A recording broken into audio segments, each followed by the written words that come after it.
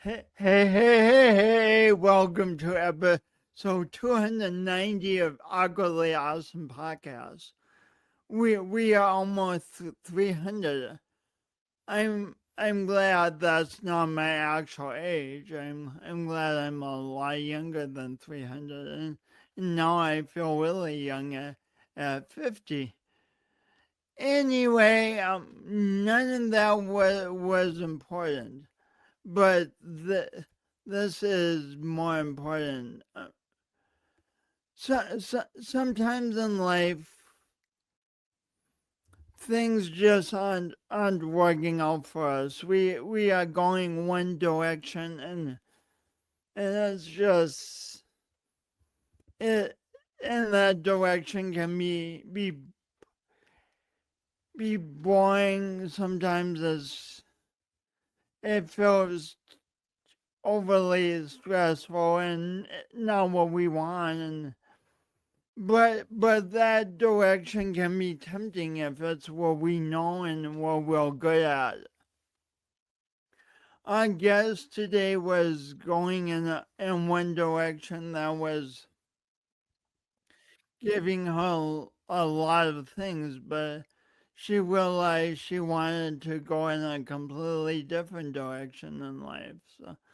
So she did that, and we'll hear more of the story. Is a lot more in depth than that tiny summary, which is good because we have an hour. Anyway, let me bring on our guest, but first, there's a first time for everything, and this the 280th episode of Ugly Awesome Podcast. I call my guest by the wrong name. My guest is Olivia, and somewhere during the podcast I start calling her Leah, which is not her name. So see if you can spot how many times I call her Leah during the podcast and go, oh, Jason, you did that. And then also remember her name's Olivia. Olivia, thank you.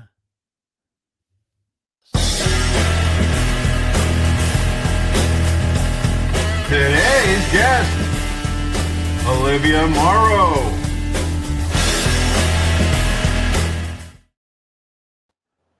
Welcome to Ugly Awesome Podcast, Olivia. Hi, thanks for having me. I'm excited for this. I am too. You have a phenomenal story. I'm so pleased that you're here.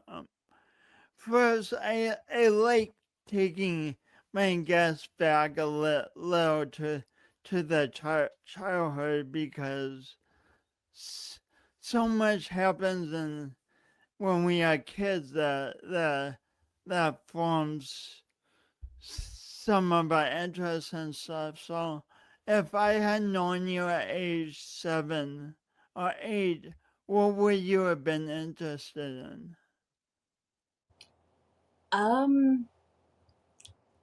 At age 7 or 8, that's a good question. Um,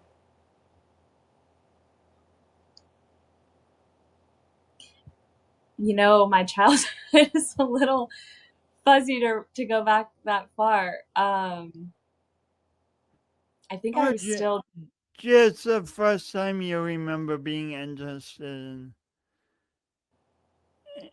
having hobbies when you were younger. What were those initial hobbies? I think I was always interested in like serving and helping in some way. And I remember me and my friend we set up this little cart and we would take it door to door to like sell this extra makeup that her mom used to sell. And so we would take like the extras and we would lay it out in this cart. And this was back when it was like okay to do this still. And we would go from like door to door and people would like buy makeup from us and we were just kind of like doing our own thing. Um, so I was very much imaginative, but also like ready for the world. You, Yeah. so you were a young entrepreneur. Yeah, which I didn't realize until much later. You say you were imaginative too. What do you like to imagine?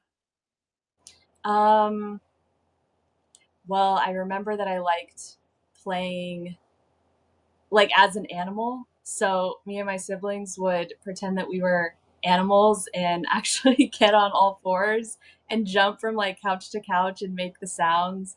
And for some reason, that's like a really vivid memory that I have from the first house we lived in. I was probably around 7 or 8. Um, yeah, and I just had like this little like server rolly cart with like a tea pot set on there, and then I would set up the table and I would like pretend to like I would use coffee creamer and I would like that was the tea and I would just like pour it for everyone and like serve it. And Oh, I don't know, I just loved doing stuff like that. uh, childhood sounds so enjoyable. Like just being able to be so imaginative and Yeah, eh, it was helpful that I had siblings. I guess. how many siblings do you have? Well, I have a very split extended family all over, but I grew up with 2 sisters and a brother, and I'm the oldest. Wow, so four of you in, Yeah, in the yeah, house. That's a lot of people to play with. yeah. That oh, when do you put? I know you're passionate about animals and being in the presence of animals. What are your first memories of really enjoying being around animals? um, it's, oh, I don't know if I've actually ever thought about it like that.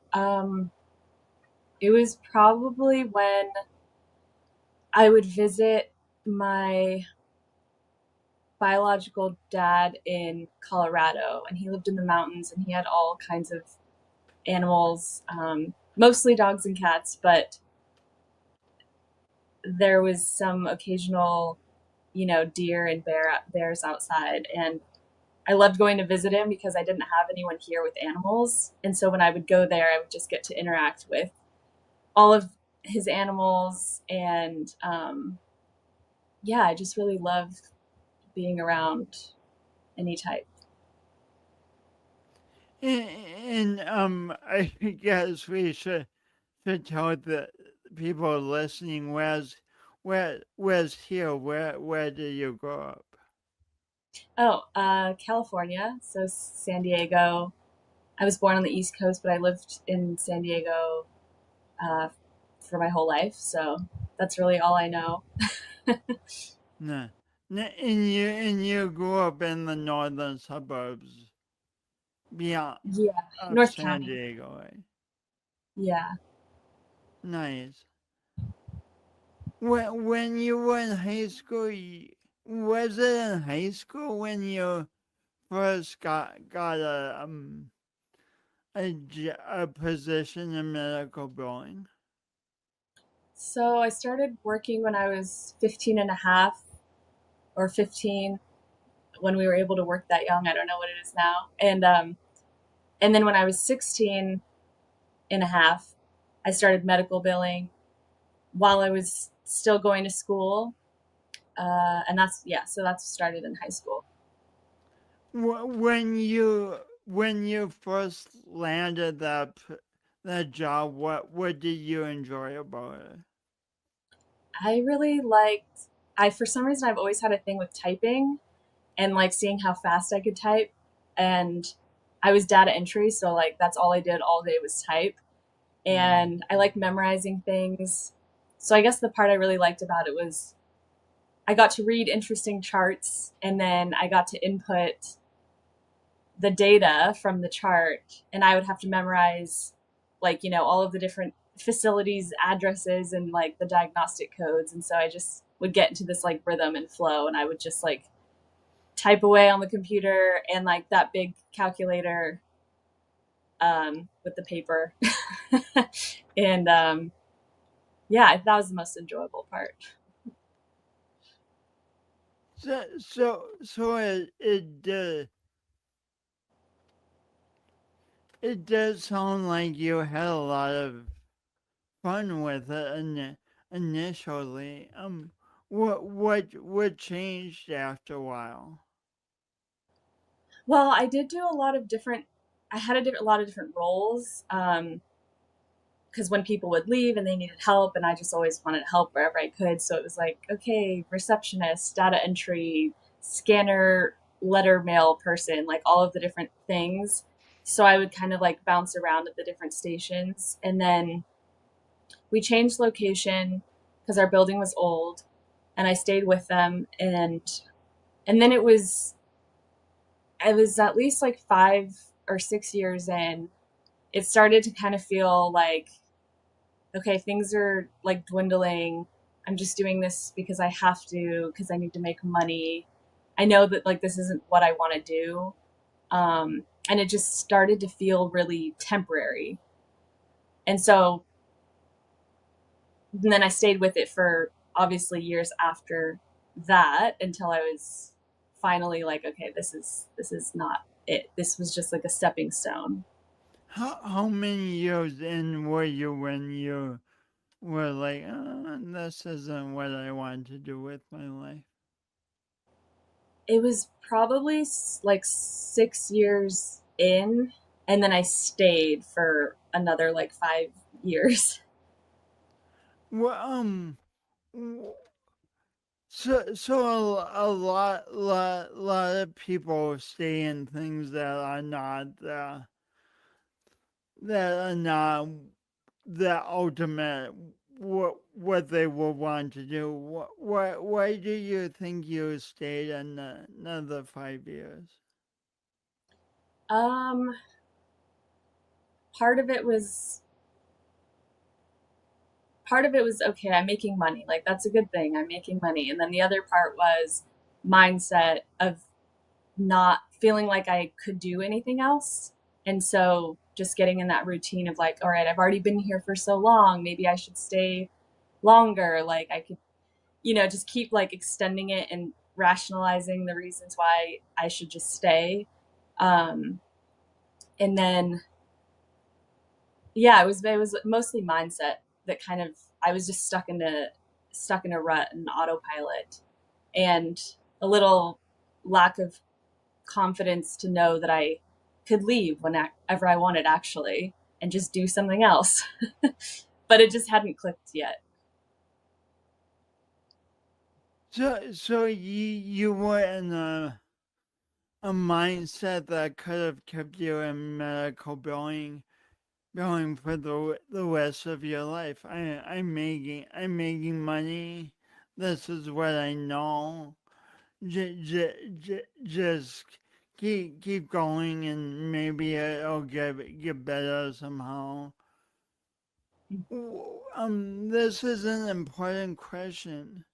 Uh, at least saying it, I think it is. Maybe it's not, but what started to help you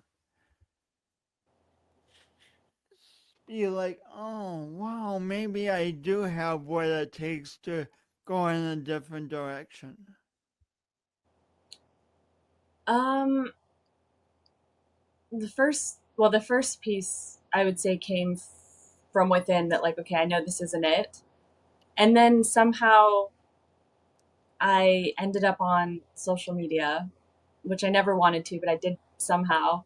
And I started listening to like inspirational motivational videos, because I needed to take my mind off of like where I was and almost feeling like, oh, I'm in this place of like misery. And as long as I'm going to be here working, if I could at least change my perspective while I'm in this space, then it might get me to where I need to go quicker, or at least with less of a drowning feeling of where I was. So I started listening to videos like that, and it kind of just took me a little bit closer and closer to where I wanted to be, even though I didn't know what that was. What messages from these videos did you find especially helpful? Mm,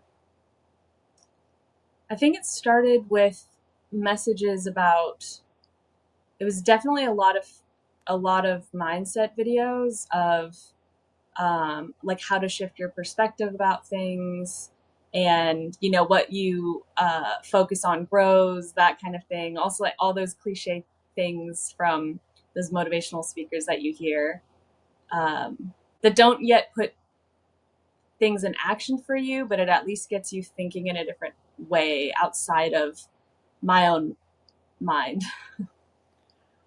So so so before you search for these videos, you were kind of the, or you were of the mindset, this is what I know to do. I better stick with it. Hmm. What new mindset did you develop? um I kind of, it started shifting to where, okay, as long as I'm here, I'm going to, it almost just became a game.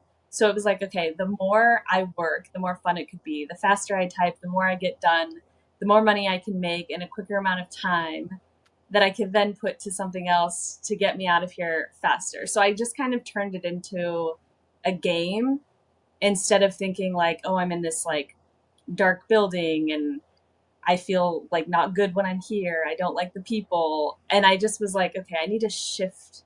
I need to shift out of that while I'm in this space if I want to actually make a change. And somehow that clicked, and I'm glad that it did. You said you needed to shift out of what if you were going to make a change? I needed to shift the perspective I had about the place that I was working in and the people I was around before I even was able to leave the place, if that makes sense. Like I needed like a bridge, because I knew if I don't change my perspective here and I go and do something else, I'm still in the same headspace, but now I'm in a different physical space. Does that? This is a major point because sometimes when we're unhappy with something, it's so tempting to just put in 2 weeks and say some choice words to upper management and walk out that door. But you chose to stay and develop a new perspective where you were. Yeah, even though I did want to do the first thing that you just said. And I was like, what can I say that I really just want to get out and just be done here and leave? But I was like, I'm not going to do that. What if someone's watching and they're like, oh my god, if they're like, Olivia, I'm so ready just to walk out that door and never be in this building again. What what what words would you give to them?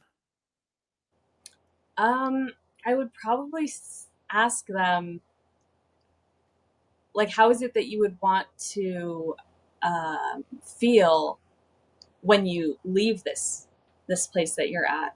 Like, what is it that you're looking forward to experience if this isn't it? Because then otherwise you're jumping to a different place, but are you still thinking and feeling the same things? And then kind of go from there.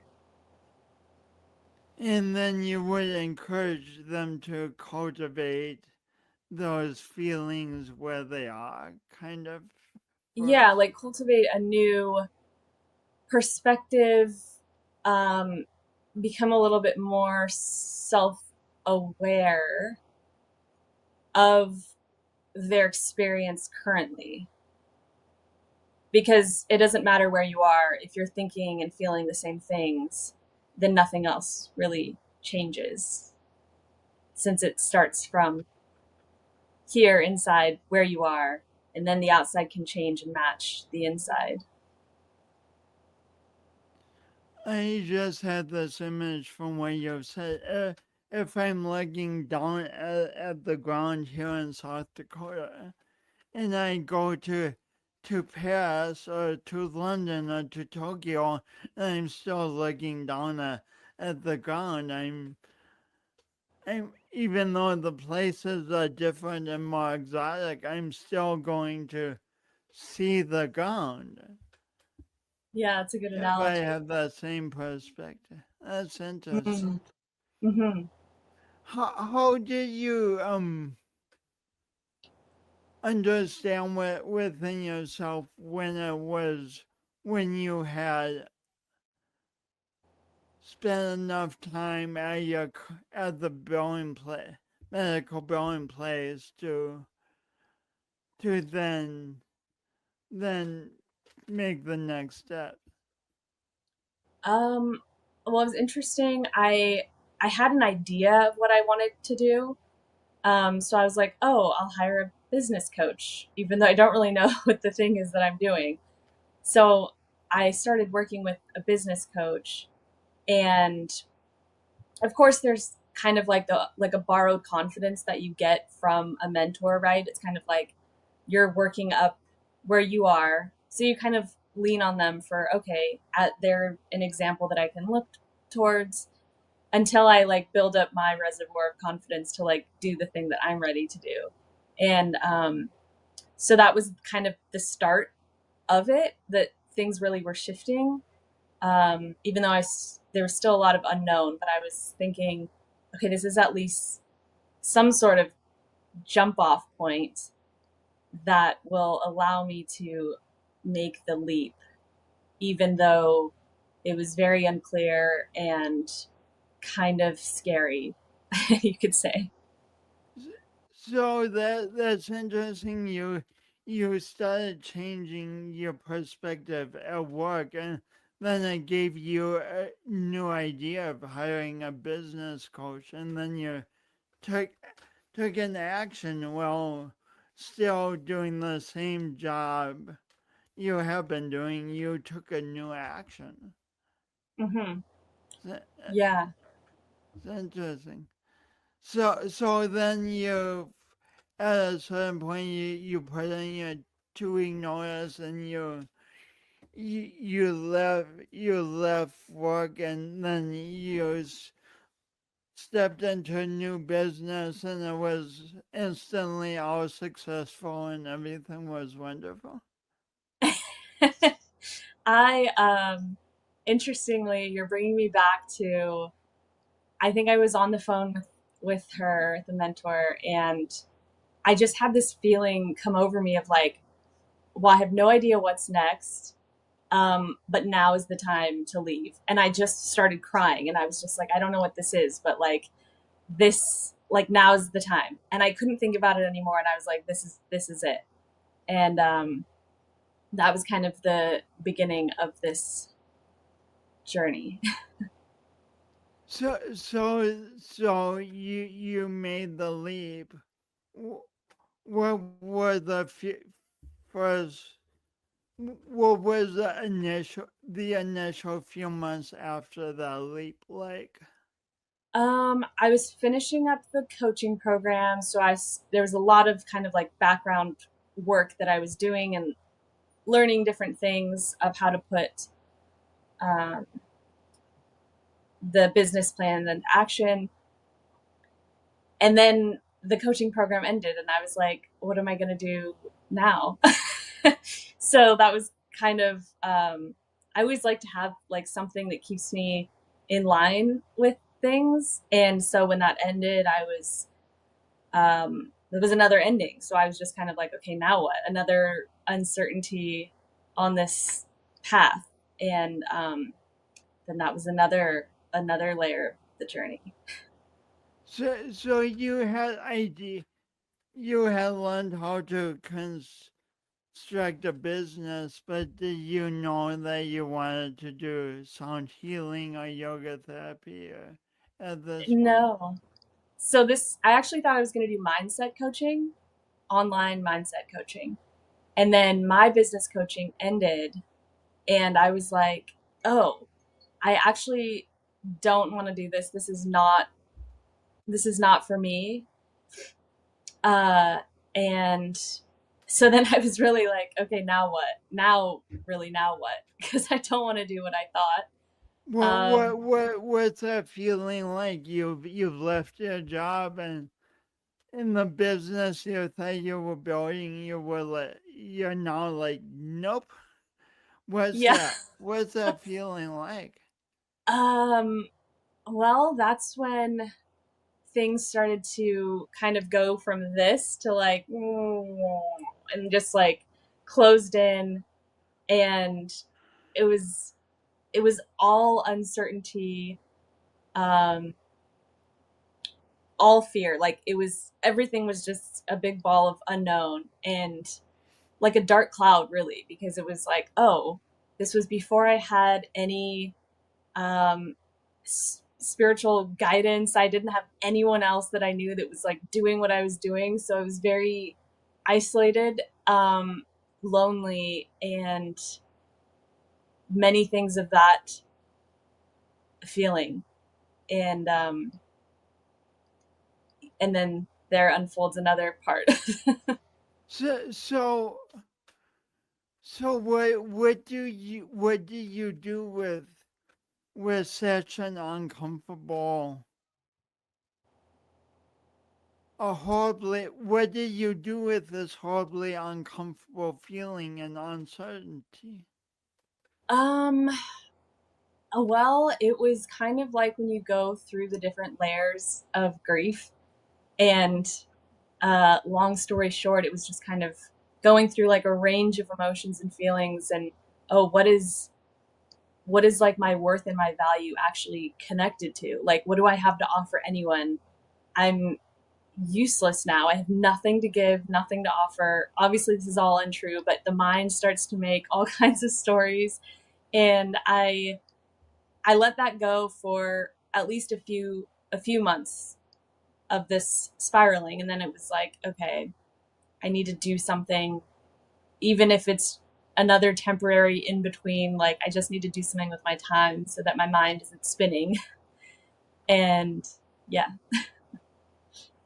How do you begin to decide what to do with your time? I started with like, where can I go, or who do I know that needs something I have to give, which is really all I felt like was time. Like, I don't I don't know what I know yet, but I can give my time. And so I walked past a yoga studio, and they needed work for trade. So that was one of the things that I started. Um, I was like, randomly, I was a manager at a plumbing company. I took over my mom's position, and then I worked for a friend's food truck and another friend's farmer's market booth. And I just was doing all of these little things in between, because it was like, okay, surely this will lead me to something I'm meant to be doing, since I don't know what that is yet. Had you done yoga before you walked into the yoga studio? I had only done it like a few times in person and on video, but it wasn't something that was like, oh, yoga, like that's what I'm gonna do. So, I was so, more intrigued. I was more intrigued by the little boutique shop they had at the yoga studio. So I walked in there, and I was just like, oh my, like there's books and instrument, like there's all kinds of things. And that's what drew me in to the front part of the studio. So, so, like, how did you? What happened that made you start getting interested in the classes? So I was offered work the front desk, do as many classes as you want. And so I'm like, okay, I'm already going to be here. I might as well take the time to do the classes. And at first, it was really just it was Kundalini yoga, so all about the nervous system, the brain, and all of that. And it was very new to me, and it felt very awkward. And I just remember every time it was shavasana, they would play the gong, and I would just like go into another world very quickly, very deep. And I really the I enjoyed the feeling of that, and that's kind of what kept me going to the classes. So now you are starting to like by fluke, you're starting to get a sense, even though you probably didn't know it at the time, but of what you do now. How did you get from starting to enjoy yoga classes in the gong to where you are now? Well, while I was there was a teacher. She was offering life coaching, so I did some life coaching with her, and I to kind of get me out of my spiral while I was working at the studio, and so that kind of helped move things along, get me changing my mindset.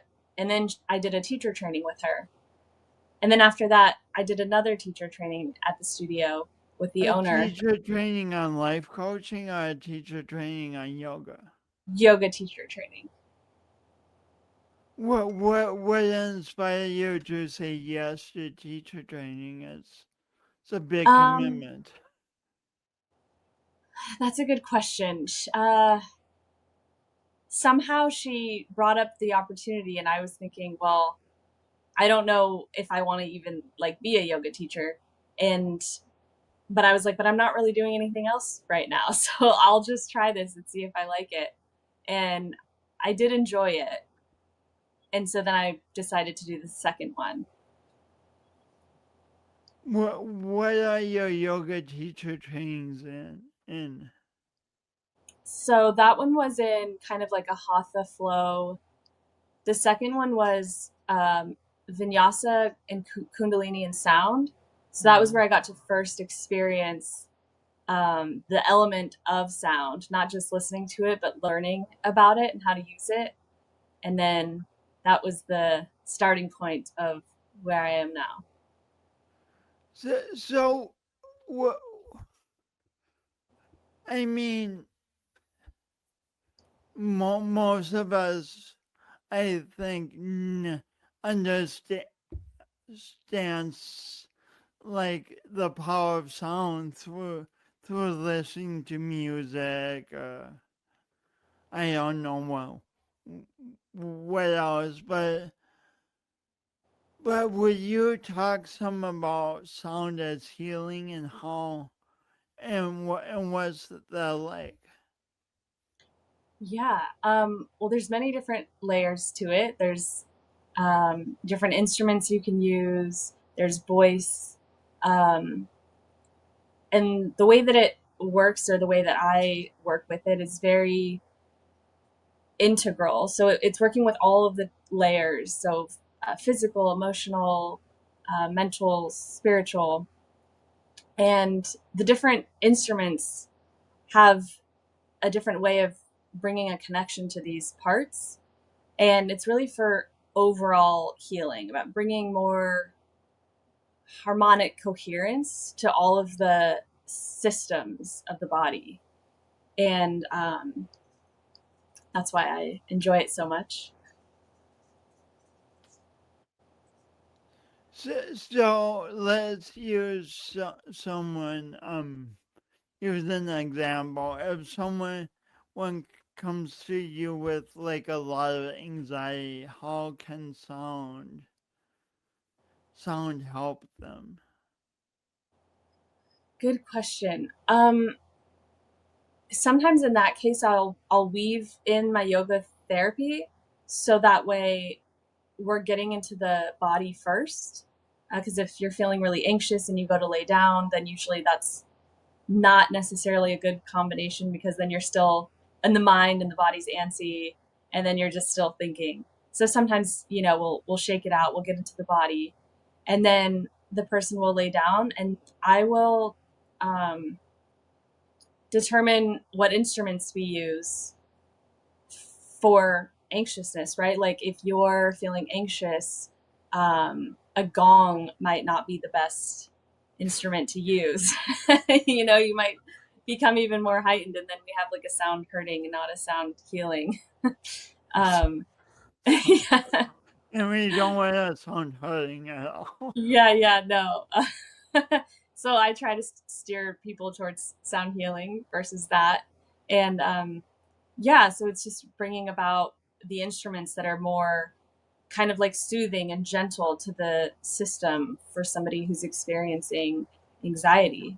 Um, that's kind of the short the short version of that. What are the what are what are the reasons people come to see you for sound healing? Or some of the reasons.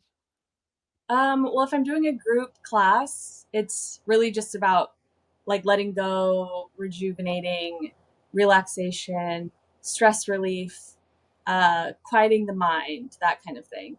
If it's more of like a specific one-on-one, people tend to be experiencing anxiety, like you mentioned, ADHD, um, previous traumas, or maybe they've even had uh, like a procedure done. And so we're looking to reduce inflammation and pain from uh, procedures that somebody's had. And and also clarity and focus. So lots to do with the brain. Um, and that's one of my favorite things to work on, because it's so instantaneous. You can tell as soon as you get off the table when I'm working with tuning forks. It's just like the mind has never been more clear, the body's never been more relaxed, and it's really fascinating. How does sound help reduce inflammation?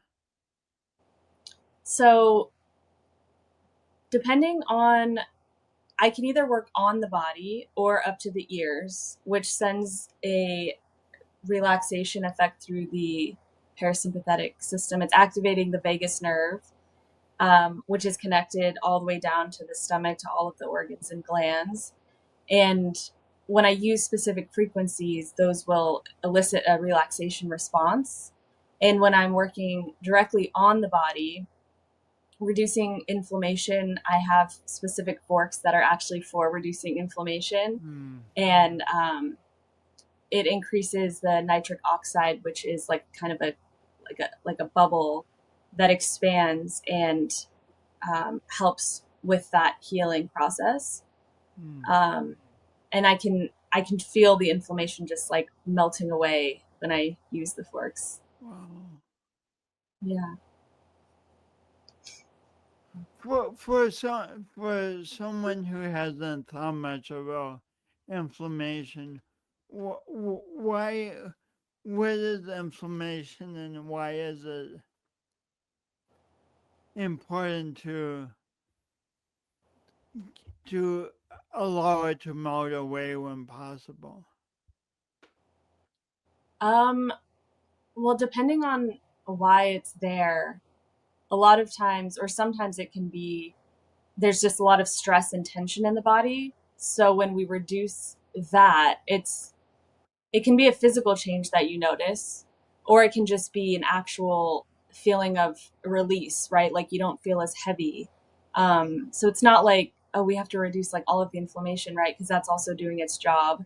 Um, but it's also nice to feel coherent and lighter in the body when we reduce some of the inflammation that might be from stress or tension, or something that is an actual um, physically related. So can inflammation be thought of as tightness?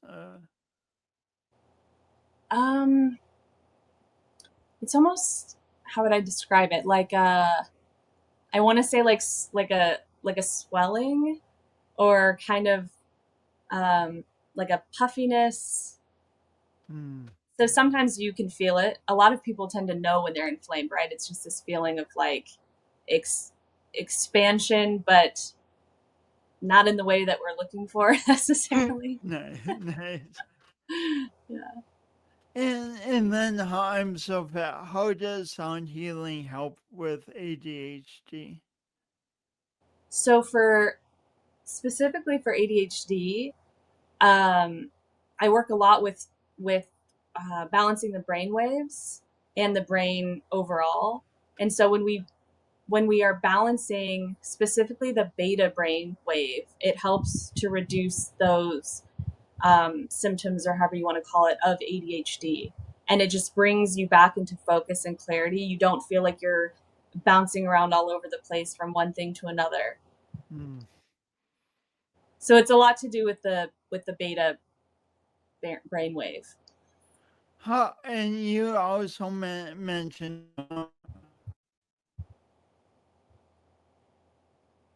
Olivia. Oh, are you there? Yeah. Okay. You also mentioned trauma. How, like, what do you do for someone has experienced trauma? For that, I do tend to work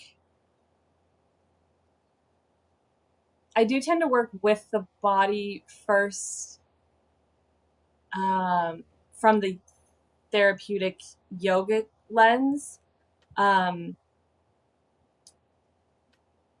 because I really want people to be able to access their own voice, so that they can also bring about the healing for themselves. And this can work for anything, but specifically when it's kind of like old traumas, I tend to work more with the body and the voice first.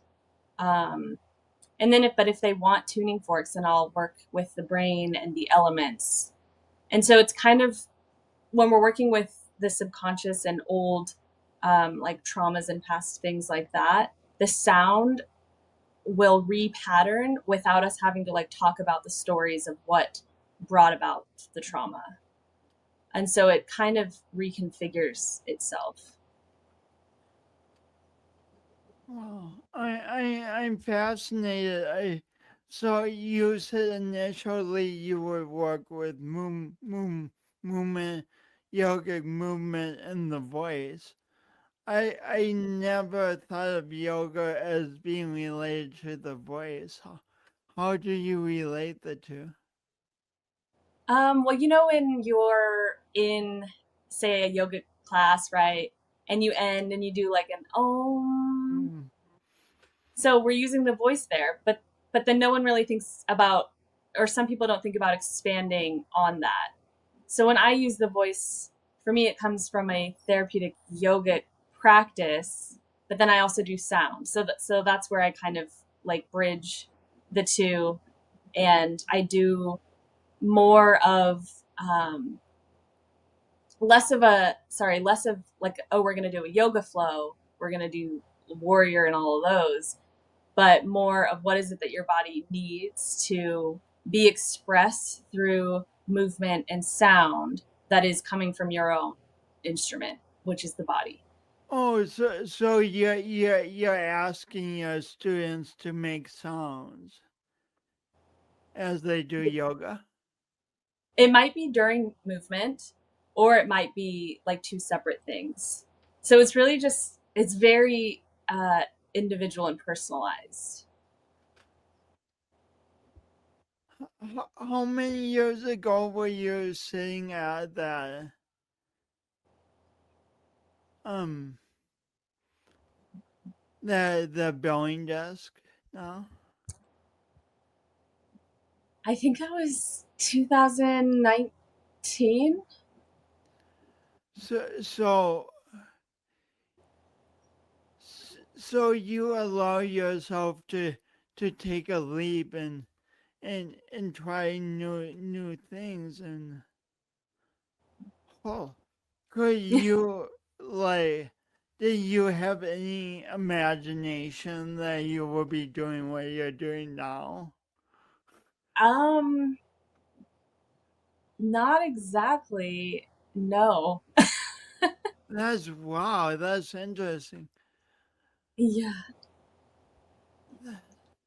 You just reminded me of something though when I was thinking of how I was feeling, and it wasn't just about the job, but it was it was more so like I feel like stressed and unhappy and tired all the time.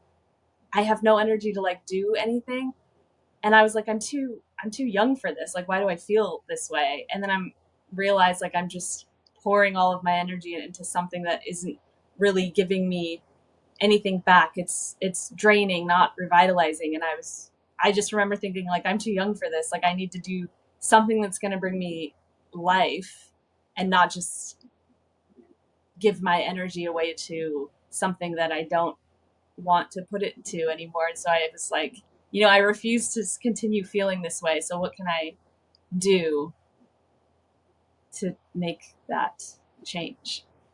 When we talked before, you spoke about mission and finding your mission.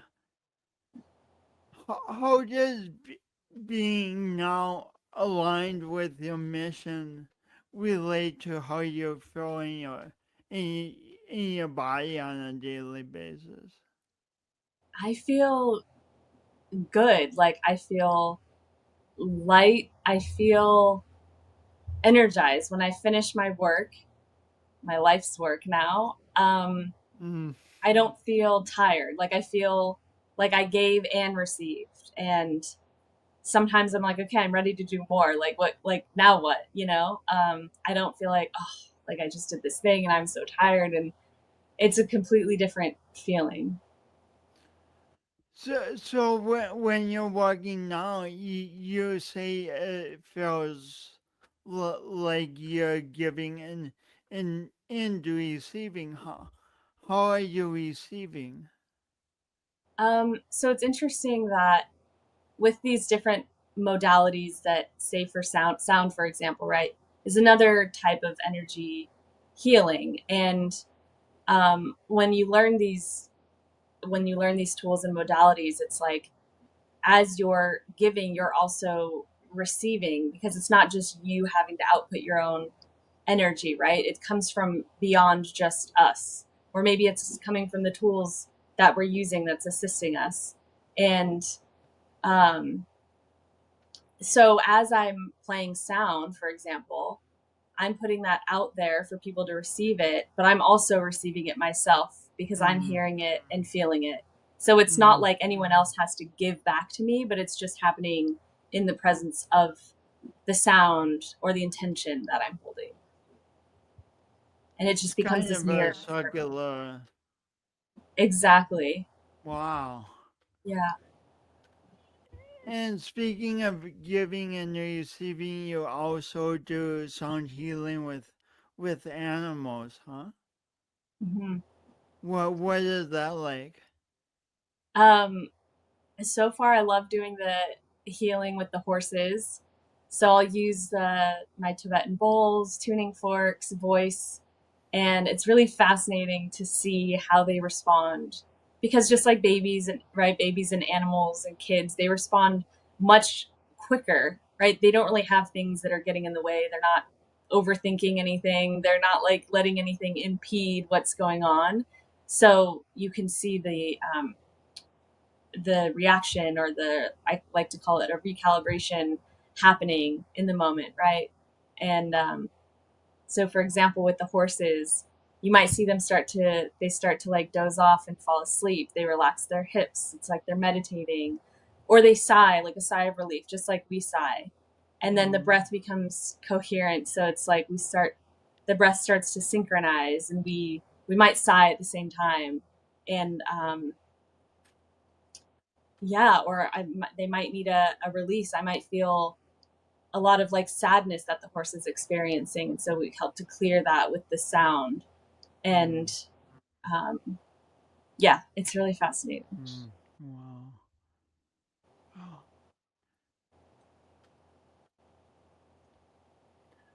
Are there any other aspects of your work that you would like to talk about at the moment? Um, I mean, I enjoy it, and I've started to add more trainings, so teaching other people how to use sound for themselves. Um, and So, that's so you're doing teacher trainings. teacher trainings. Uh-huh. Wow. Yeah. Yeah. Because I love doing it, but I also love teaching it. And then I also can't be the only one doing it. So like, we're what you learn, you want to share to help grow and have other people carry what you do forward. So what's how would you describe the teacher training that you're offering? Currently we just finished the sound healer training. So we'll probably offer that again sometime next year. But this teacher training coming up in the fall it's a Kundalini light body ascension mastery teaching training. So, and I'm actually doing it with my original teacher. So that's really cool. Wow. Yeah. So she's been doing it her whole life. And so she'll be teaching a lot of the um, ascension teachings and kind of like, how we originated, how we came here, how we're made of light, and working with all of the different body systems. And we'll also go into the anatomy and the yogic side of things with the Kundalini. So it's very much, there's a lot of knowledge to be imparted, but then there's a lot that we'll be putting into action so that it's very experiential. And there's lots of different layers to it, and we'll go through the physiology, anatomy, the mantras, and all of the different parts that a yoga training would include. It's a 200-hour certified training. Oh, It's a it, it's 9-month a it's immersion. a it's a yoga training. Yeah, but we will Wow. also include sound. Sound will be a little included in that too, um, because I can't not. Wow. Yeah. So So it's if you were to if someone has say from National Geographic had come in and taken a picture of you at your desk in the billing office when at a point when you were miserable with the job, what would the image have looked like? Um, well, my room was always dark, and I would be standing there just with the look on my face. Just I can make the face maybe. Oh, So it was a oh, very just oh, when am I getting out of here? Like yeah, like oh. yeah. And then this is a more recent picture of you at work. One of my favorites. The, That is where we'll be doing the teacher training at that location. wow. It's a This image is amazing because I can just, you're just exuding joy in this picture. Oh, yeah, thanks. What else do you want to say about this image from your life, from your journey? Um, I do really think it just shows that I love what I do, and that, like, wow, it's actually, it was a possibility and it was something unexpected, but I just prayed and stayed the course and allow the breadcrumbs to take me there. So Olivia, that as I mentioned at the beginning, there's just times that there's just times in life when we as humans need to make big changes, and they can be really scary. What words would you give someone who kind of who knows in their guts that they really want to make a big change in their life, but yeah, they're going, oh, can I really do this? Uh, I would I would firstly say that I think it's really, really necessary and important to have like a supportive structure of either maybe it's just one person or maybe it's many, but somebody that actually can kind of like see where you are and also know, hold the vision of the possibility for where you want to go, so that you don't have to do it alone. Because when I think of that scenario for other people, and I'm just like, I didn't do it by myself, but I had to go through it by myself. So um, I would definitely say, like, don't do it alone. If you don't have to, and find support from someone that can also see it through with you. Who else aside from your coach supported you? Your coach has supported you on this journey. So definitely my husband, and I did get another mentor that kind of really helped keep my mindset like in check as I went along. It was like I could share what I was going through, and she helped kind of like hold the clarity Hmm. for me, and always was, steps ahead, so that she's looking out here reflecting to me like what, seeing the truth and the clarity of what was going on that I wasn't able to articulate for myself. Um, I love that idea, that phrase. I've never heard it quite that way. Holding, she held the clarity for you. That's a beautiful phrase. yeah, yeah.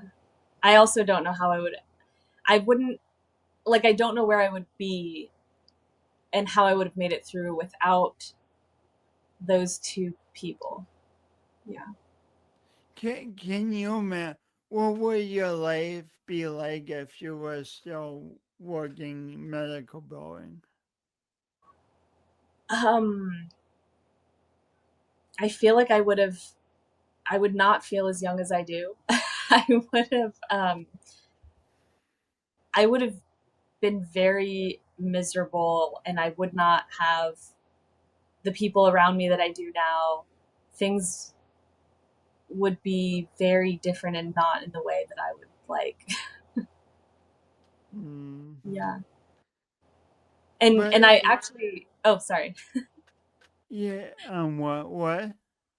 I was just going to say, this thought came in the other day, and I was thinking of how hard the journey was to get here, and how I'm like, I would never want to do that again. But then at the same time, it came through to me that I was like, but I also wouldn't change it. Like, I was like, I wouldn't change it as hard as it was. The that's goosebumpy. I mean, that leads to the question: why wouldn't you change it?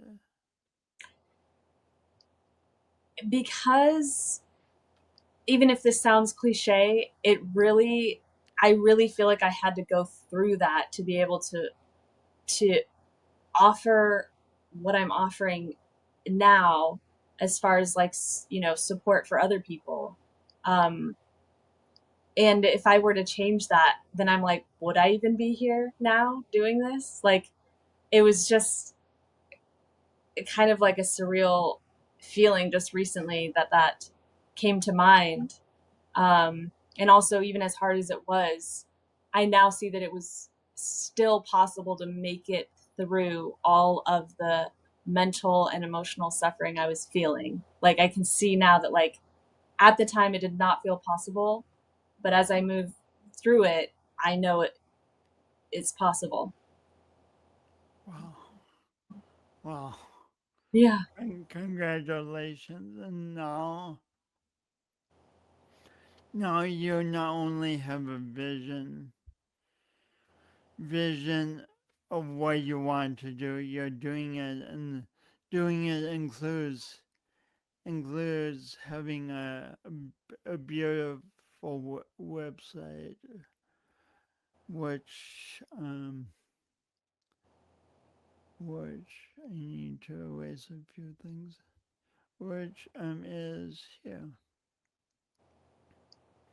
This isn't going as smoothly as I hope.